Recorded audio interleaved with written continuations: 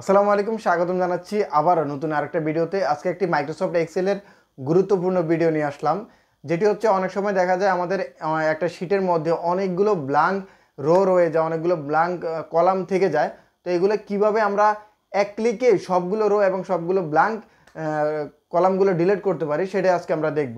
ওকে, আমরা চলে আসলাম কম্পিউটার স্ক্রিনে। আমরা এখন কাজের সুবিধাতে একটা শিট তৈরি করে নিলাম আগে থেকেই। এখানে যতগুলো ডাটা আছে সবগুলো আমরা সিলেক্ট করে নিব। সিলেক্ট করার পরে আমরা কিবোর্ডের F5 ক্লিক করব। F5 ক্লিক করার পরে এখানে স্পেশাল এই অপশনটাতে আমরা ক্লিক করব। ক্লিক করার পরে এখানে ব্ল্যাঙ্কস যে অপশনটা সেটার মধ্যে ক্লিক করে ওকে প্রেস করে দেব। ওকে প্রেস করলে দেখবেন আমাদের সবগুলো ব্ল্যাঙ্ক রো সিলেক্ট হয়ে গেল। তারপর কন্ট্রোল থেকে আমরা কন্ট্রোল ধরে মাইনাস প্রেস করব। মাইনাস প্রেস করলে একটা উইন্ডো আসবে, সেখান থেকে এন্টার রো দিয়ে আমরা ওকে করলেই আমাদের যে ব্ল্যাঙ্ক রোগুলো ছিল সবগুলোই ডিলিট হয়ে গেল। মাইক্রোসফট এক্সেলের এরকম আরও ট্রিক্স পাওয়ার জন্য আমার চ্যানেলটি সাবস্ক্রাইব করে রাখুন।